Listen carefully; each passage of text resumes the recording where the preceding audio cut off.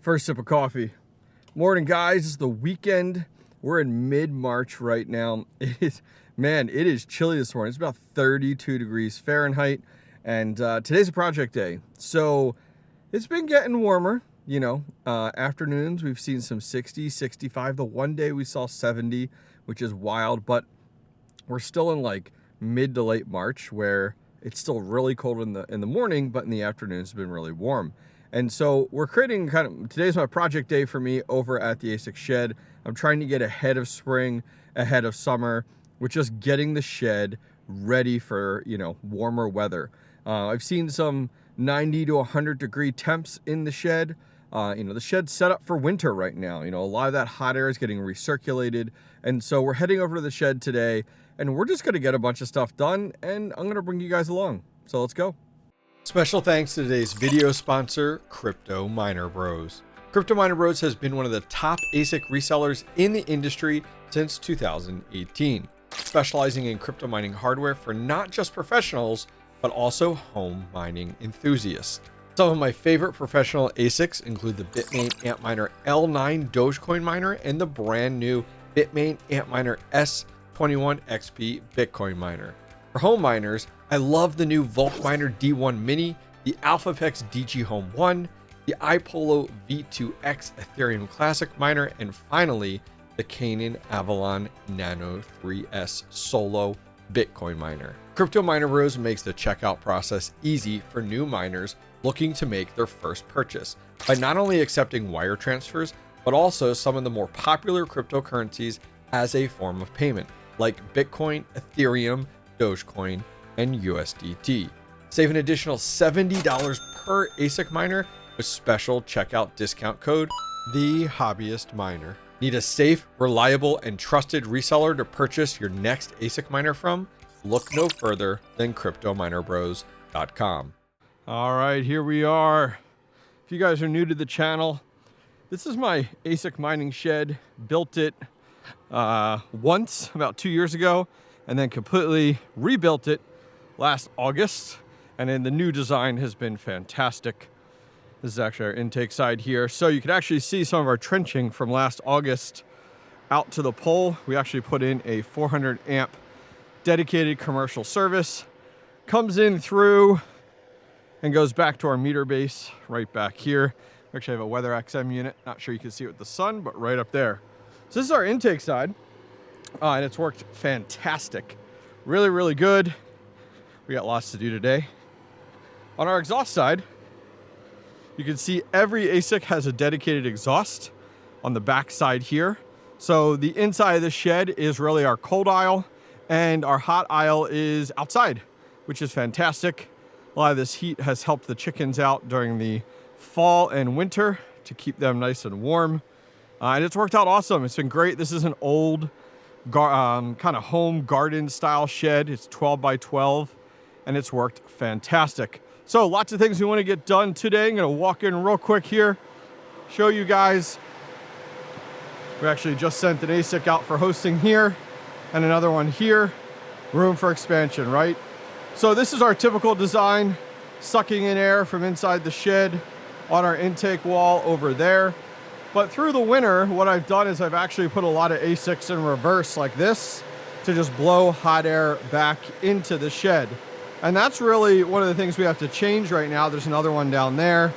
And these two I just flipped around recently, two there. And even these guys down here, I flipped around on my last visit. But we got a lot of things we got to change here today. I got AL3s that I want to get in place and exhausting the heat. I don't want any heat to be recirculating inside the shed. We want to get everything exhausting out the rear side of the shed, which will be perfect. So that's kind of the main objective while we're here. Also, in addition, this intake wall has worked amazing. We replaced the filters not too long ago. I'll probably replace them maybe 2 months from now. They just have a screen back in with the filter pressing up against it with some staples here that have been doing a really, really good job. But up top, you can actually see there's an inline fan up there. Let's see if we can zoom in. Nope. There we go. There's an inline fan up there with a cap on it. And it's capped off because we were getting back pressure during the winter, pulling in actually some snow. so it's completely capped off to avoid that. But I want to open that back up because in really hot days, the peak of this could get, you know, really, really warm, and I don't want any hot air going up and recirculating. So there's another one up there, not sure you can see it. It's on this little platform here that we built. So I actually set them up to exhaust the hot air that comes in the peak and then gets stuck up there. So turn them on to like a speed of 3 out of 10, and they do a really, really good job. Some other odd and ends I want to get done. We never ended up painting this, so I want to paint that today. Get that, just, you know, these are just the little things that you never really find the time for, which is really, really nice. We do need to do a really good cleaning. Everything is covered in like a very light dirt. So every ASIC is going to get wiped down. We're going to get everything vacuumed. We're going to mop it in here. That's the nice thing about this kind of quasi epoxy floor. So yeah, so that's what is on the list for today. Love to hear from you guys. How are you guys prepping for spring and summer right now? It's coming quick. We're at the end of March when we're recording this. Love to hear what you guys are doing to get ready. All right, things are moving along here at the shed. We got Joey Gambit working hard. He's actually stripping down my KS2s here to get them ready for sale. What's up, Joey? Say hi. That's right, that's right. So he's taking them from the inline fan systems, taking them back to stock, which is good. We got loads of fans, loads of shrouds here. Inside the shed, we're just getting things situated and ready, cleaned up. Things laid out, which is really, really nice. I am gonna try to do this. I got all these stickers in from different people, and a lot of these stickers are getting beat up. So a community member had recommended this Mod Podge clear coat. So I'm gonna spray it closely on each of these as I put them down and some of the existing ones. See if we can get some type of quasi clear coat, because I'm always gonna be adding more stickers. So we'll see how that works out. Pulled out all the ASICs that we are gonna convert over, AL3s, DG Max.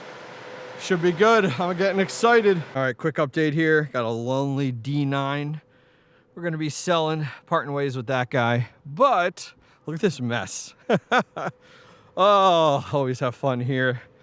All right, so what do we got going on? So we got our KS2s all cleaned up. We're gonna be putting the fans back on, getting them for resale.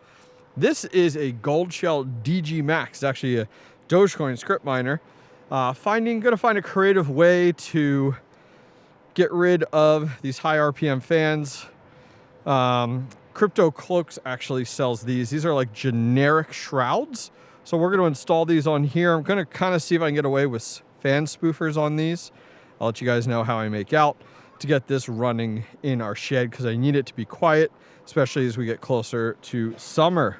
Other than that, taking a look inside, Joey's in here getting our AL3 we converted over installed down there, which is good. Our stickers, we expanded our sticker workbench here. We did that clear coat with the Mod Podge.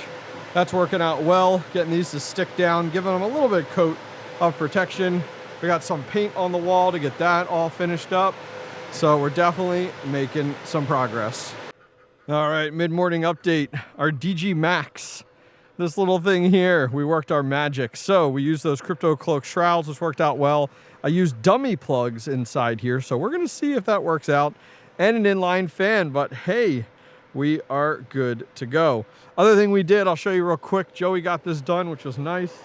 Inside the shed, here's the caps that we had up top, closing off our inline fans. These are just off of Amazon. Worked great, got that done. Continuing to kill us with chemicals, spraying off our stickers, which is awesome there. So now what we got left, we're gonna get the DG Max installed. Either gonna put it here or up here, and then we also have an AL3 that we do have to finish getting completely converted over. All right, we made some really good progress. Take a look. D9 and 4 original Ice River KS2 Caspa miners, all converted back to your traditional fan setup. Gonna go ahead and sell these in my Discord. If you guys have free power or really cheap power, these definitely may be worth it. I don't know, what do you think? What do I sell a KS2 for? Other than giving it away for free, of course. What do you guys recommend? What would be a good price? Like 200 bucks, 250 plus shipping? I don't know. I mean, Caspa returns might actually be worth it. Let me know your thoughts down below. All right, we're wrapping things up for today. Worked out awesome. Got lots done. Heck yeah. Step inside. It should smell nice and clean, like pine salt cleaner. But we are all cleaned up in here. Things are looking awesome. Everything got blown out, wiped down. Floors got vacuumed and mopped. Check it out. Look how shiny it is now. All the stickers held down, so did a much better job on there as well. We added this rack in for additional storage of some of our items in here, which will work out well. So what's next? Well, company sent us over firmware for an L9 and also for an L7 to pretty much overclock it to get pretty much higher hash rate and lower watts. So I don't know if they've announced it yet, so I'm not quite gonna say anything, but I am gonna go ahead and test it. I'll keep you guys in the loop. Other than that, guys, have a great day. Thanks for following along in today's work. I'll catch you guys next time. Sorry to interrupt your video, but check this out. I constantly get emails from the community asking me about trustworthy hosting facilities in the United States that I recommend. Well, I got you covered. Listen up. A few months back, I visited Black Ops Mining's brand new facility in Central Arkansas. The team there was super professional, knowledgeable, and everyday miners like you and I. After visiting the facility, I sent them a few of my ASIC miners for hosting and have been super happy with their service and communication. Go contact Black Ops Mining directly down below in the video description and tell them the Hobbyist Miner sent you for great pricing on miners and hosting.